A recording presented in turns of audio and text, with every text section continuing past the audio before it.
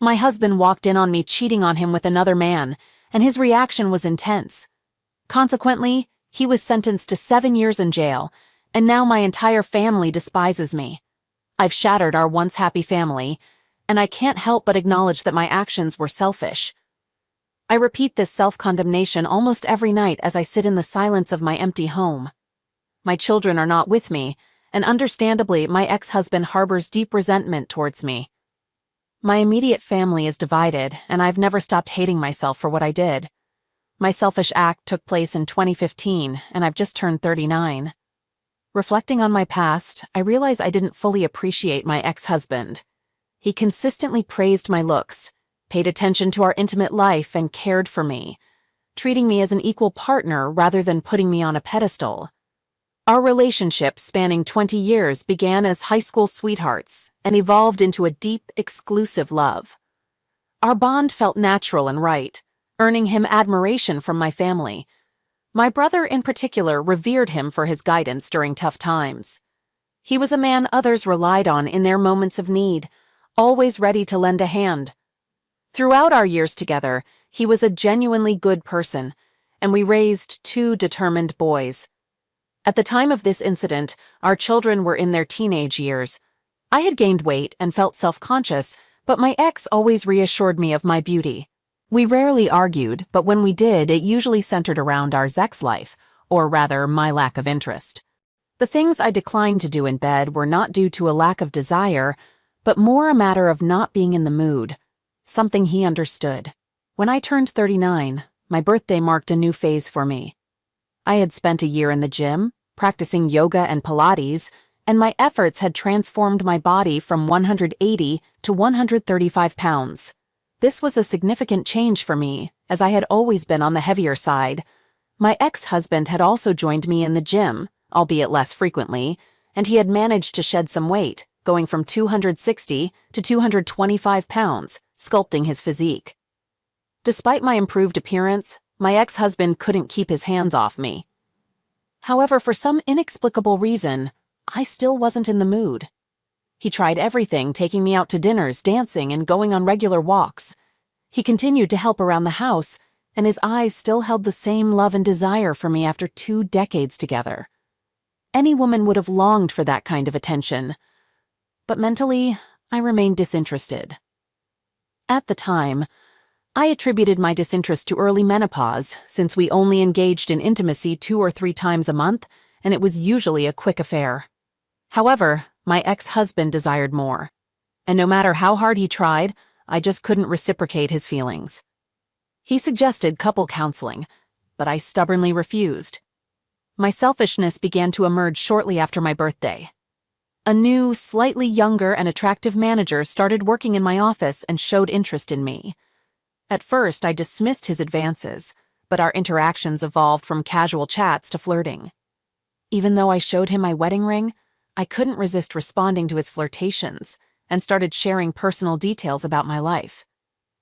Gradually, he occupied more of my thoughts. In hindsight, I see that this was an emotional affair, something I didn't acknowledge then. My ex-husband began to notice something wasn't right. We ended up having a big argument, which I believe I started. When he tried to kiss me, I accidentally reacted with disgust. But it wasn't really about him. I was caught up thinking about the other man, and this made me feel really turned off by everything that was happening. At least, that's what I kept convincing myself of. A week after that pivotal day, I arranged to meet the new manager at a cafe with the intention of firmly telling him to leave me alone and put an end to this situation. However, before I could utter a single word, he surprised me with a kiss, and my thoughts went blank. That moment marked the beginning of our 6-month affair. During this time, I noticed myself being more open and enthusiastic with this other man, doing things I hadn't with my ex. I was always ready and seemed more interested, maybe due to the excitement of something new. Meanwhile, my intimacy with my ex lessened, and I started to distance myself, criticizing his small habits and even demeaning him. I'm ashamed of how I acted then. It took my brother telling me about my ex's deepening depression and thoughts of leaving for me to realize the gravity of my actions. Right away, I broke off the affair, left my job, and decided to show my husband love and desire, hoping to mend our relationship and be a better wife. Then, the man I had the affair with came to my house, bringing a box of my office items that I had requested to be sent. During our talk, he asked why things ended.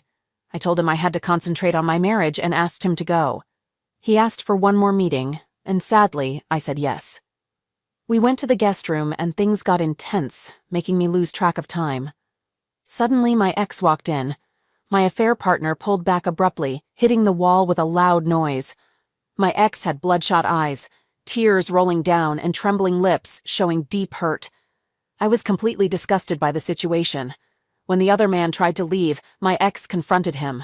The man warned my ex to back off, but my ex couldn't hold back and attacked him. I yelled and begged my ex to stop. In a panic, I tried to intervene by jumping on his back, but ended up getting thrown to the ground. For a while, everything seemed blurry and sounds were muffled. When things became clear again, my ex had subdued my affair partner and was on the phone. I was just staring at the other man's bruised face and teeth on the floor. There was a loud knock, and my ex put the phone on speaker, set it down, and knelt with his hands behind his head. The police burst in and handcuffed him. Soon after, paramedics showed up. I found out he had called 911 himself. At the hospital, the situation got even worse. My dad was silent, looking ashamed, while my brother was furiously yelling at me. He looked heartbroken, asking how I could hurt my ex like that. My mom tried to soothe me, saying things would get better, but this made my dad raise his voice at her. His family was furious.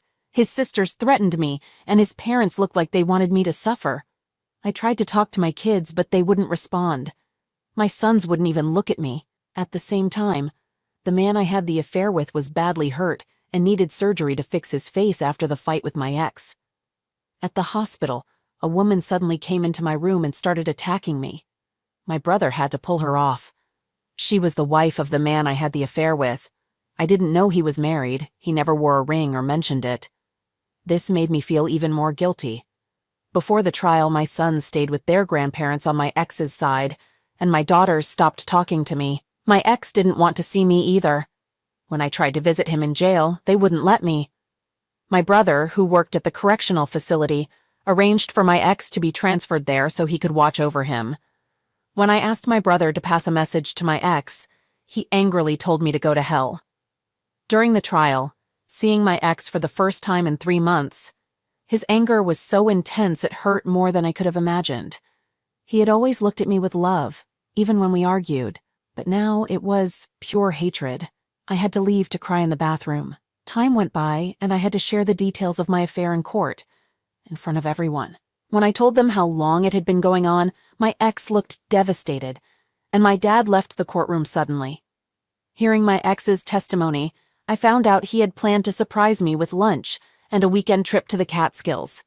He had a whole romantic weekend planned but walked in on us instead. When the other man told him to move, my ex snapped and attacked him, stopping only when he pushed me away. He called 911 right after, and in court, we heard his painful voice and sobs on the recording as he talked to the operator. It was incredibly sad. The man I was with couldn't speak in court because of his medication, so they showed pictures of his injuries.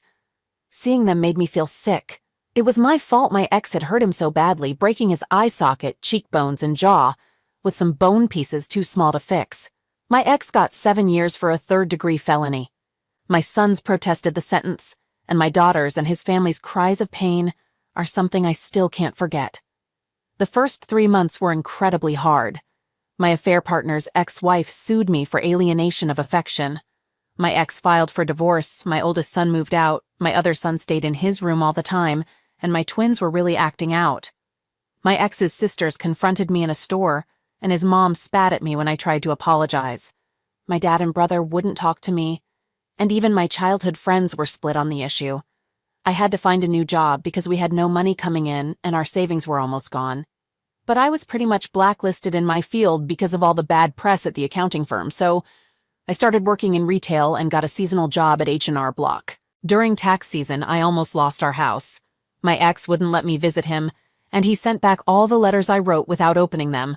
I ended up crying in the shower almost every day. My parents' marriage suffered because my mom kept defending me, And my brother acted like I didn't exist. The guilt was crushing, and I started thinking about just disappearing and leaving everything behind. After some time, I decided to see a therapist, who told me I had become too laid back with my ex. She said I saw him more as a friend with benefits than a husband, and she was right. I was too comfortable with him. To me, he was a companion, but he still viewed me as his wife, the mother of his children, and the woman he loved. I had definitely taken him for granted. A whole year passed, a year where my children didn't talk to me. Whenever I made dinner, they would just take their food to their rooms, not even looking at me. I broke down several times, begging them to talk to me, but they stayed quiet. My brother got married, and I wasn't invited, although my kids were. I kept trying to visit my ex, hoping he would let me see him, but I was always turned away, and he never opened my letters. Deep down, I knew I deserved the depression that had taken over me. Suddenly, my brother showed up one day, the first time I'd seen him since the trial. I was happy to see him, but he wasn't there to make up. He came to scold me. He told me that my ex had been injured in the prison infirmary after trying to fight off another prisoner who tried to be intimate with him. My ex got injured in the stomach, and the other inmate ended up with a broken spine. My brother blamed me for what happened and left angrily in his truck. I cried for days because he was right. It was my fault. I tried to visit my ex in the infirmary, but they wouldn't let me for another 4 years. I kept writing letters, but they were all sent back. Luckily, our kids visited their dad often, and I found out from them that my brother had gotten him into protective custody after the attack. As time went on, my oldest went to the same college and chose the same major as my ex, but he only talked to his siblings and stayed away from me. He didn't come home for the holidays, preferring to go to his grandparents' house. My other son did the same, going to the same college and avoiding me. My twins were hard on me, but visiting their dad regularly seemed to help their mood. When they acted out too much, their uncle would step in to help. Still, my brother and I barely talked. I tried to visit his wife when their first child was born, but they asked me to leave. My mom kept me updated on their lives, while my dad continued to act like I didn't exist. Then, in early May this year, my kids came home for 4 months. I didn't know why, but I was just happy they were there. I tried to show how sorry I was, even though they mostly ignored me. Gradually, they started talking to me again. It was great to catch up with them and hear about their lives. My oldest was in a relationship for over a year, my second son was on the college track team, and my daughters were talking to me again. Seeing the pain I caused them made me feel even more guilty. Watching them smile, joke around, and have dinner together made me yearn for what we lost.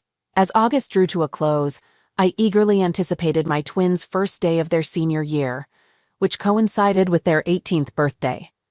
I shared my enthusiasm for their birthday celebration and outlined my plans. Surprisingly, my girls requested to celebrate it on a different day without hesitation. Their request left me bewildered because I thought we were making progress in rebuilding our relationship.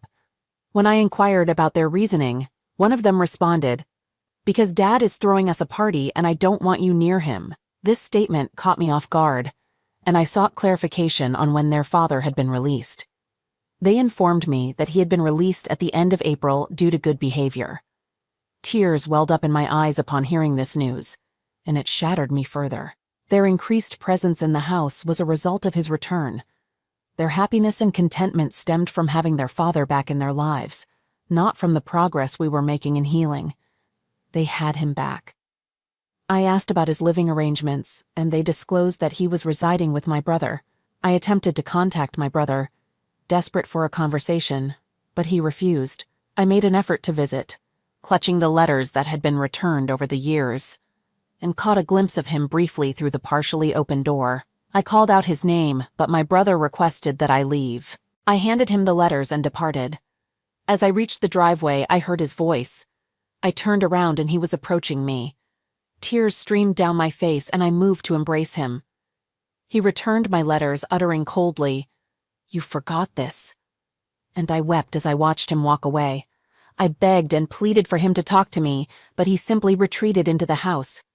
My children stood by the door, gazing at me with an absence of affection in their eyes.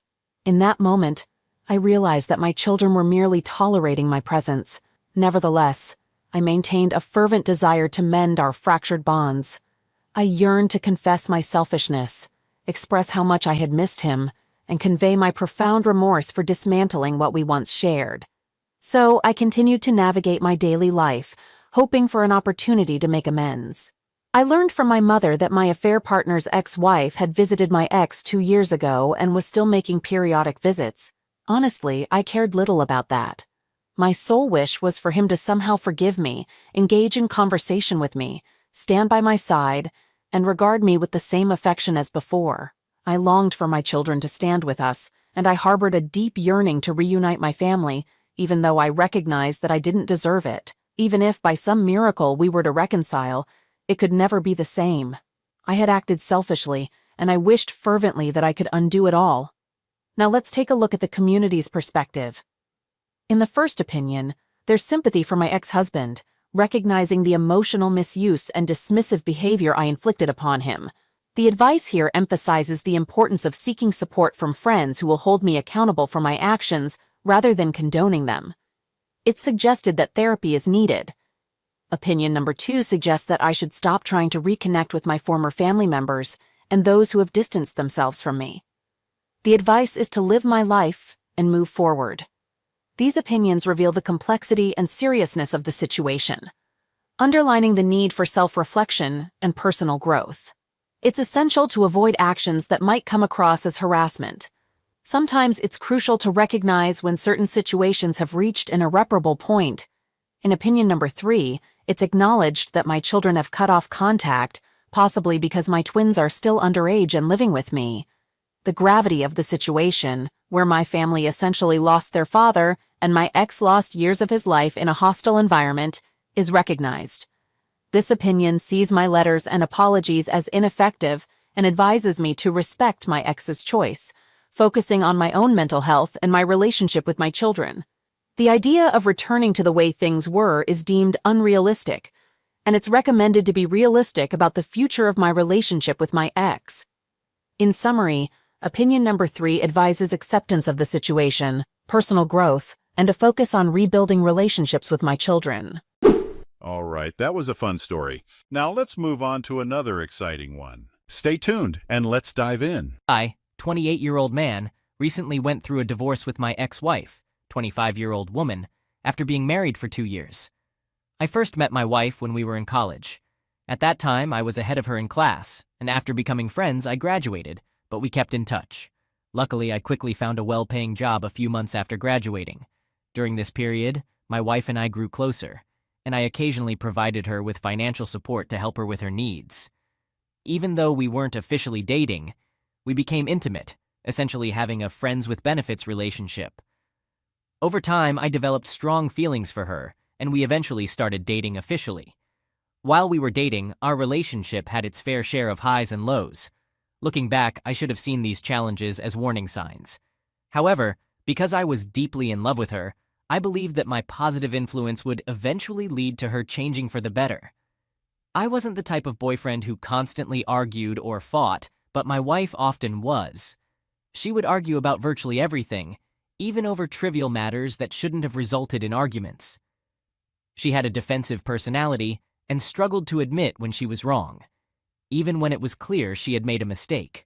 Despite these challenges, we continued dating for 2 years, with a few breakups along the way, and eventually we got married. Apart from her defensive nature and difficulty managing her anger, my wife was a good person. She took care of me, met my needs, and looked after our home. Additionally, she excelled in managing finances, which was a skill I lacked. However, in the first year of our marriage, a situation arose that nearly tore our marriage apart. I had a female colleague at work with whom I was close. We would have lunch together, and sometimes I would give her a ride home after work. My wife was not comfortable with this arrangement, despite being familiar with my colleague. No matter how much I tried to explain that there was nothing romantic between my colleague and me, my wife remained unconvinced and disapproved of our interactions. One day after work, I offered to give a few of my colleagues a ride to the bus station, as I often did. A female friend of mine chose to sit in the front with me. Unexpectedly, my wife suddenly emerged from where she had been hiding and physically attacked my female colleague. She caused a chaotic scene at my workplace, and I almost lost my job due to her actions. My wife seriously injured my female colleague, even pulling out her hair. Ultimately, I had to cover all the hospital bills and pleaded with my colleague not to press charges. This incident was one of the most embarrassing moments of my life. When I confronted my wife at home, she showed no remorse. Instead, she claimed she knew I was cheating on her and hurled insults at me.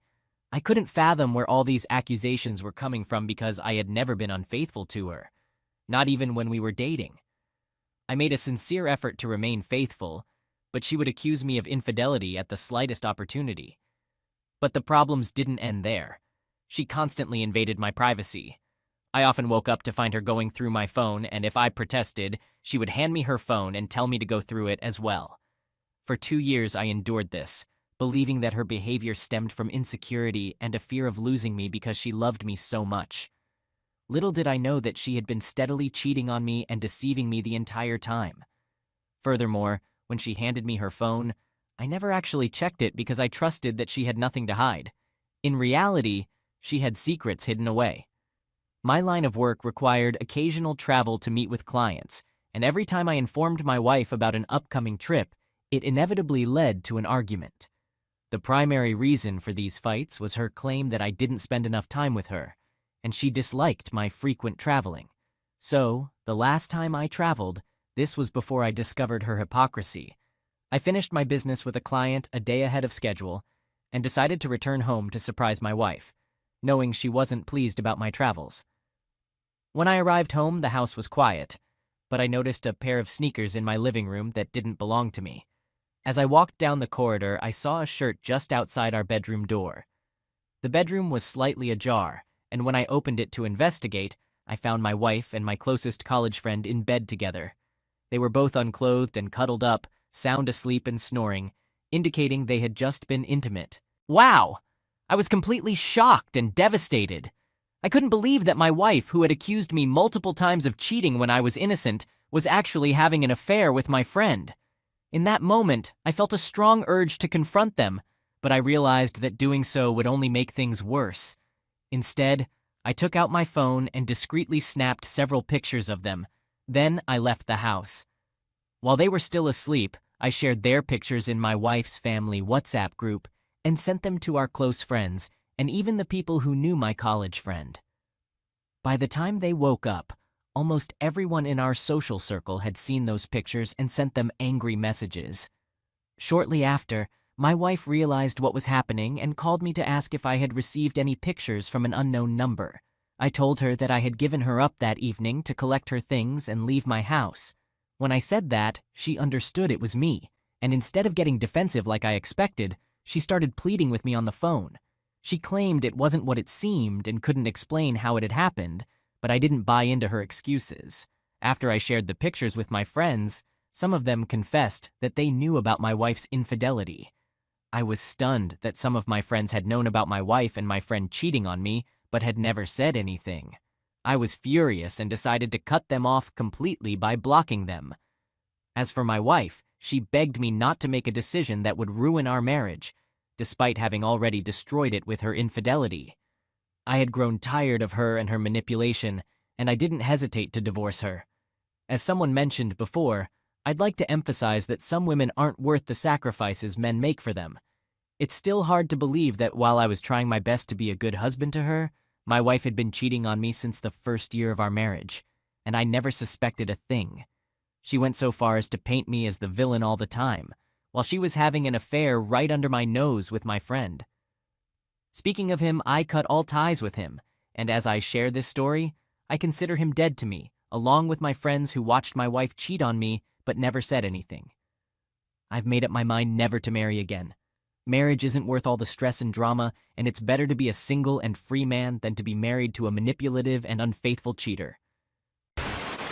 My wife and I were still very much in love when I found out she was having an affair. We met in our hometown, and after I returned from college, we decided to settle down there. I fell in love with her at first sight, and after a few dates, we started dating officially. We got married after being together for a year and 3 months. Meeting and marrying May felt like a dream come true for me. She was the kind of woman I had always wanted to be with. She was hardworking, beautiful, intelligent, and a lot of fun to be around. Every day with her was exciting. and I cherished waking up next to her. May was also a passionate lover who cared deeply for me. Throughout our marriage, we rarely fought or hurt each other. We lived harmoniously, treating each other with respect.